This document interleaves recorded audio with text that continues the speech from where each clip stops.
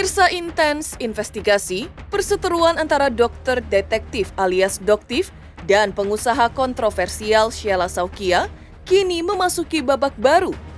Tak hanya saling lapor, kini keduanya seperti tengah berada di medan perang yang siap meledak kapan saja.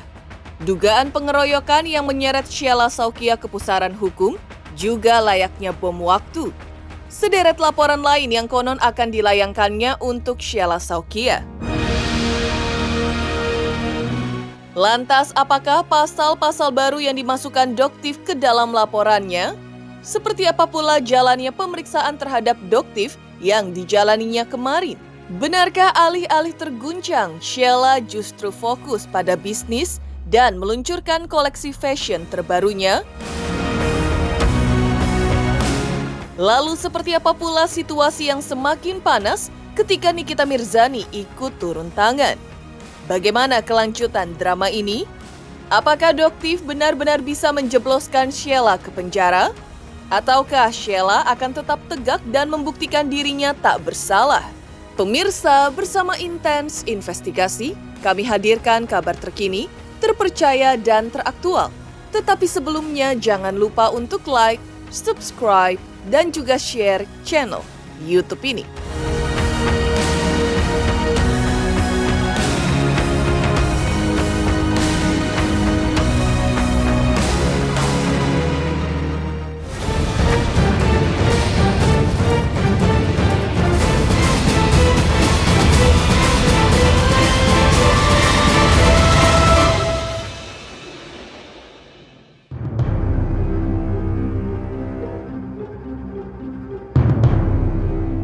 Ya, gemuruh dunia maya yang tak henti bergejolak, seperti diketahui tengah menghantarkan perseteruan antara dokter detektif atau yang akrab disapa Doktif dan pengusaha skincare ternama Sheila Saukia. Memasuki babak baru yang semakin memanas dan menggegerkan publik, seperti petir di siang bolong. Konflik ini bermula ketika Doktif mengulas produk skincare milik Sheila Saukia melalui siaran langsung di akun TikTok @dokterdetektif. Dalam ulasannya tersebut, Doktif seperti diketahui memeriksa satu persatu produk tersebut dan menemukan adanya produk tanpa keterangan kadaluarsa, komposisi, dan izin edar. Bagaikan api disiram bensin, Sheila Saukia yang mengetahui hal ini merasa dirugikan dan naik darah. Ia pun mendatangi lokasi siaran langsung Doktif di Kelapa Gading, Jakarta pada Jumat 17 Januari 2025 untuk meminta pertanggungjawaban atas apa yang disampaikan di media sosial. Pertemuan tersebut berlangsung panas dengan Sheila mempertanyakan dari mana Doktif mendapatkan produk tersebut.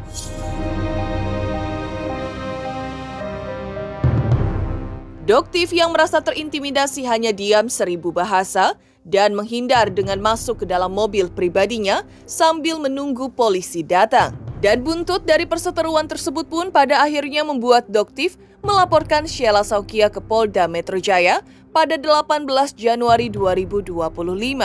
Dilaporkan dengan tuduhan perbuatan memaksa disertai dengan ancaman. Doktif dalam pemeriksaannya juga menceritakan kronologis kejadian tersebut serta membawa 2 saksi yang melihat peristiwa. Menurut Doktif, dirinya pada Kamis depan akan membawa saksi-saksi tambahan. Ia juga menyatakan bahwa Sheila Saukia pasti akan dipanggil. Namun terlebih dahulu pihaknya sebagai pelapor yang menjalani pemeriksaan serta sudah melengkapi bukti-bukti yang diserahkan ke polisi.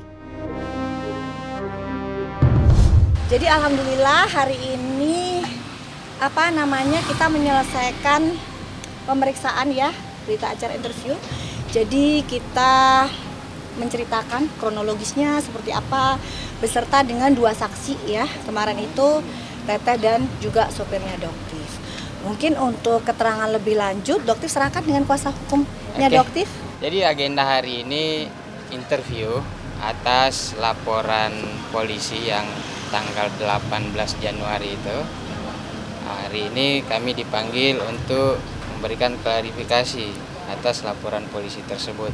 Dan tadi Doktif sudah dimintai keterangan, begitupun dengan ada beberapa saksi, Ibu Irtia dengan Pak mematuhi itu sudah dimintai keterangan. Itu ya secara umum lah mengenai kronologis kejadiannya seperti apa, ya seperti itu. Untuk pertanyaannya berapa mungkin di dalam tadi? Ya banyak.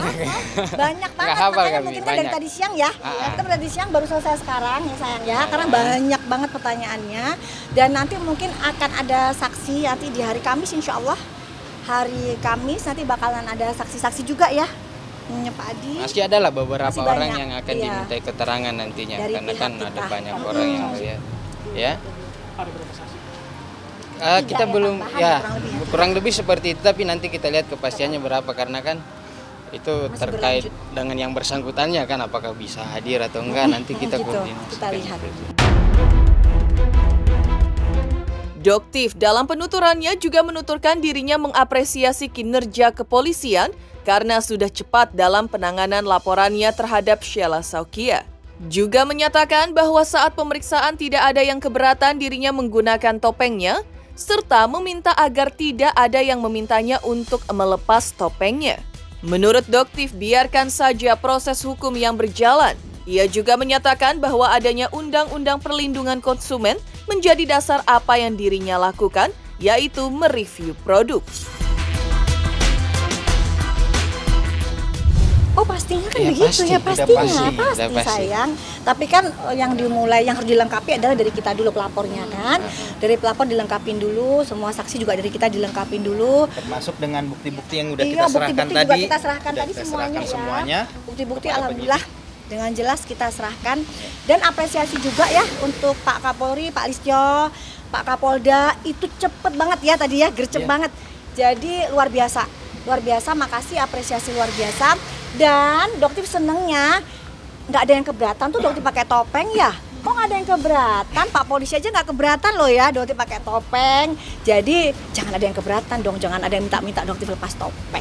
Sempat ada yang menggunakan topeng, ada yang enggak. Kan Doktif kan juga ada sholat, ya kan? Jadi tapi yang jelas tidak ada sedikit pun paksaan untuk melepaskan topeng, itu tidak ada sama sekali. Biarkan proses Biarkan hukum nanti. berjalan lah, Proses hukum ya. yang berjalan aja. Kita harus menghormati proses hukum, ada norma-norma yang harus ditegakkan ya. Kalau itu kan jelas ya, ketentuan pasal 30 Undang-Undang Perlindungan Konsumen ya. Itu dalam hal penyelenggaraan pengawasan perlindungan konsumen itu masyarakat, pemerintah punya peran penting dalam menjaga kepentingan konsumen. Jadi setiap, bukan hanya Doktif, lagi-lagi saya tegaskan bukan hanya Doktif, tapi siapapun masyarakat yang memiliki pengetahuan di bidang itu, memiliki wawasan di bidang itu, dan mengetahui bahwa ada suatu pelanggaran, punya hak untuk menyuarakan hal itu untuk menyelamatkan kepentingan masyarakat. Ya, Seperti itu. jadi tidak perlu diperdebatkan lagi karena adanya Undang-Undang Perlindungan Konsumen itu menjadi dasar dari apa yang Doktif lakukan hingga saat ini. Seperti bola salju yang terus menggelinding, perseteruan antara Doktif dan Sheila Saukia semakin membesar dan menjadi sorotan publik. Meski begitu, seakan tak peduli badai tengah menerpa, Sheila Saukia justru melangkah dengan kepala tegak. Di saat lawannya, dokter detektif sibuk menjalani pemeriksaan di Polda Metro Jaya, Sheila Saukia memilih fokus pada peluncuran koleksi fashion terbarunya. Layaknya seorang ratu yang tak tergoyahkan, Sheila juga menegaskan bahwa semua ini hanyalah kerikil kehidupan yang takkan menghentikan langkahnya. Dalam acara megah tersebut, hadir pula sosok Fitri Salhuteru yang selama ini dikenal sebagai kakak bagi Sheila Saukia. Dengan tegas, Fitri menyampaikan bahwa Sheila adalah wanita kuat yang tak pantas dijatuhkan oleh opini liar. Ia menyebut Sheila sebagai sosok gigih yang membangun bisnisnya dengan keringat dan air mata, menciptakan lapangan pekerjaan untuk banyak orang. Namun ketika ditanya soal pemanggilan Doktif di Polda Metro Jaya, Sheila memilih bungkam dan menyerahkan jawabannya kepada Fitri. Fitri pun tak ragu untuk angkat bicara, menyuarakan ketegasannya terhadap hukum dan menegur mereka yang merasa kebal aturan. Namanya juga kerikil kehidupan ya. Pokoknya kan hidup ini kan nggak selalu mulus. Kadang-kadang kayak berjalan ada kerikilnya. Ya udah kita jalani aja. Jalanin aja, kita harus tetap berjalan tegak lurus. Ya, menyala terus. Kalau aku sih tidak pernah ikut arus ya. Kalau aku lihatnya fakta. Aku tidak pernah mau ikutin berita netizen, fitnah sana sini. Aku tuh bukan orang yang bisa digoyahkan oleh berita-berita hoax. Aku mengenal Sheila dari awal. Aku ketemu Sheila sudah lama banget. Dia orang baik, sampai hari ini dia tetap orang baik yang aku juga menjadi aku tuh kan selalu senang woman supporting woman ya. Aku melihat bagaimana giginya Sheila berusaha dan bahkan memberikan lapangan pekerjaan khususnya untuk para wanita di Indonesia. Nah, hari ini kan ada info katanya dokter tadi diabetes. Apa nih gimana nih? Mungkin Kak Fitri juga gimana nih? Kan mungkin Kak Fitri juga. Pokoknya gini dah, aku deh yang jawab ya. Sebagai penduduk Indonesia berhak melaporkan dan boleh-boleh saja dilaporkan. Tetapi ini negara hukum ya, jangan main hakim sendiri, jangan sok jagoan di negara ini karena tidak ada yang kebal hukum dan tidak ada yang jago di sini. Dalam dunia bisnis yang keras, hujatan sepertinya memang juga sudah menjadi makanan sehari-hari bagi Sheila Saukia. Menurut Fitri Salhuteru, Sheila punya mental baja yang tak mudah digoyahkan. Bahkan ia dengan bangga menyebut bahwa usaha Sheila telah memberi penghidupan bagi banyak orang, mulai dari reseller hingga agen yang menggantungkan hidup mereka pada bisnis Sheila. Bagi Fitri, Sheila adalah bukti nyata bahwa badai di dunia maya tidak akan menjatuhkan mereka yang benar-benar berjuang. Kalau aku mensupport dari buka sampai tutup sampai buka lagi bila perlu. Kamu harus banyak belajar dari Sheila. Apapun yang terjadi di dunia maya tidak menggentarkan dia untuk terus berusaha. Terbukti hari ini kalian saksinya semua. Aku aja mau masuk susah, makanya aku balik lagi karena aku kepengen lihat koleksinya. Kalau tadi nggak bisa bergerak ya, saking segini nih, segini jaraknya, masya Allah banget. Ini bukti kecintaan masyarakat Indonesia, khususnya pencinta SS dengan hidupannya store ini di Gandaria City menjawab semua bahwa Sheila Saukia tetap menyala. Di sudut lain Jakarta, di tempat yang berbeda di hari yang sama, dokter detektif kembali muncul di hadapan Polda Metro Jaya. Tak hanya menjalani pemeriksaan atas laporan sebelumnya, kali ini ia datang dengan membawa laporan baru yang semakin menggemparkan. Dengan nada penuh ketegasan, Doktif mengumumkan bahwa ia resmi melaporkan karyawan-karyawan Sheila Saukia atas dugaan pengeroyokan terhadap dirinya. Tak hanya itu, ia juga memasukkan pasal tambahan terkait pencemaran nama baik. Lebih lanjut, menurutnya, Doktif juga menyatakan bahwa laporan barunya telah diterima oleh pihak kepolisian. Sekarang kita bikin Laporan baru. 2 LP. Jadi intinya seperti ini teman-teman. Jadi Boleh. Kita buat laporan baru ini sebenarnya realisasi apa yang waktu pernah Doktif bilang di konpres, bahwa ada pasal-pasal yang akan ditambahkan dari laporan sebelumnya. Dan hari ini setelah tadi hari inilah dari pagi kita sudah memberikan keterangan terhadap laporan yang pertama, langsung melanjutkan untuk membuat laporan yang baru ini terkait dengan pasal-pasal tambahan yang sudah kita pernah bicarakan waktu di konpres. Salah satunya mungkin ada yang teman-teman pernah masih ingat lah gitu kan. Dan satu lagi yang bisa mungkin saya coba tambahkan, bahwa salah satu yang pasal yang kita laporkan ini tentang pencemaran nama baik. Jadi pada saat kita laporin tadi itu juga semuanya bukti-buktinya juga sudah siap ya, insya Allah. Dan laporannya diterima nggak deh? Sudah. Alhamdulillah diterima. Orang-orang yang sama dalam kejadian malam itu. Artis salah satunya ada? Nggak ada? Tidak ada. Inisial aja siapa dok? Inisialnya? Mungkin nanti Pak Disebutin Ade aja bang, ya. ini udah pagi soalnya bang. Kan SS dan karyawan-karyawannya ya. Oke. Ya, yang seperti kalian tahu mereka berucap kata-kata yang cukup mengerikan kalau lebih benar. Dan mungkin nanti Pak Ade Ari mungkinnya dari Kita serahkan aja bagaimana. Beliau mungkin bisa lebih menjelaskan ya. Perang yang semakin memanas memang juga memanaskan situasi di dunia skincare. Perseteruan ini semakin membara dan menyeret lebih banyak pihak. Lantas, seperti apa menengok ke belakang terkait sosok Sheila Saukia? Benarkah turun tangannya Nikita Mirzani membuat situasi semakin memanas? Selamat untuk intens investigasi karena sudah mencapai 3 juta subscribers di YouTube. Sukses selalu dan all the best.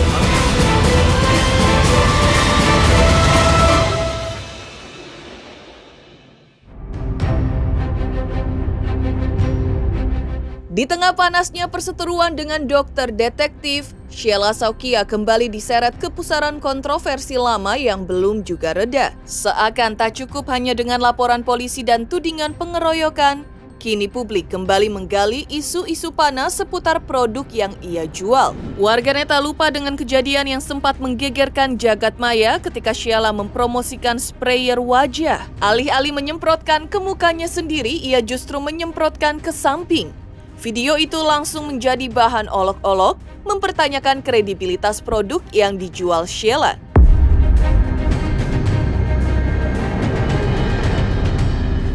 Tak hanya itu, isu lama soal hijab yang ia jual dengan harga selangit kembali muncul. Warganet menuding Sheila hanya menempelkan brand miliknya di produk lain yang sudah ada tanpa inovasi yang nyata. Mereka bahkan menyoroti bahwa hijab yang ia jual berasal dari merek lain yang hanya diberi label tambahan miliknya. Namun Sheila tak tinggal diam. Dalam konferensi pers beberapa waktu lalu, ia menegaskan bahwa bisnis hijabnya yang sudah dirintis sejak 2019 telah bekerja sama dengan supplier yang menyediakan bahan dan produksi. Dan kala itu ia masih dalam proses belajar untuk membangun brand sendiri, sehingga tidak tepat dikatakan menipu atau merekayasa produk lain.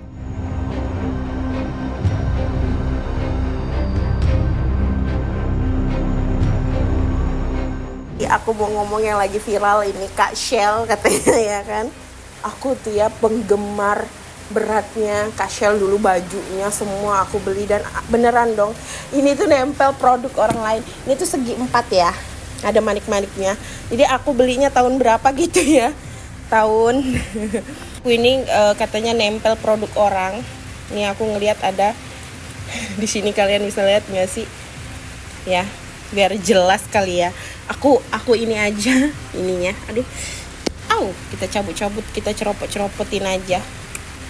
Ya, karena aku mau membuktikan kata-kata Kak Nikmir. Beneran dong tuh. Aku belinya mahal ini guys. Itu kerudung itu udah ini sebenarnya kisah-kisah lalu yang dikorek-korek lagi. Itu awal-awal saya merintis ya di tahun 2019 pas masa Covid waktu itu ya, pas masa Covid. Ini saya perlu ceritakan juga ya ke kalian ya, karena ini udah rame banget. Jadi saya punya supplier yang ngebuatin hijab-hijab saya. Waktu itu saya masih belajar maklun untuk membuat brand sendiri. Kalau sekarang kan udah brand ya. Dulu masih maklun, jadi saya punya ide untuk membuat hijab yang ada bandu-bandunya gitu. Terus supplier saya memilih bahan yang dari Umama itu.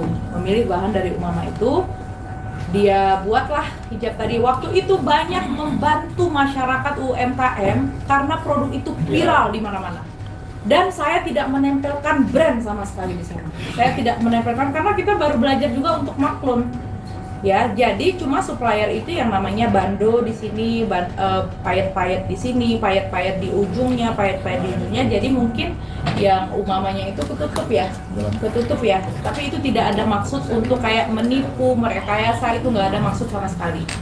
Jadi itu penjualan banyak di tengah-tengah sehabis Covid itu laris manis.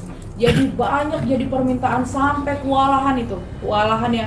Jadi yang kebantu tahu nggak di sini siapa? Di tengah-tengah Covid yang orang itu tukang payet. Saya ingat banget waktu itu ya, tukang payet di mana-mana menjahit itu karena yang terjual puluhan ribu pieces pas itu. Makanya saya agak ibu-ibu rumah tangga pas Covid itu benda 2019 ke 2020 ya, 2021 tuh. Sorry ya, 2020 kejadian itu.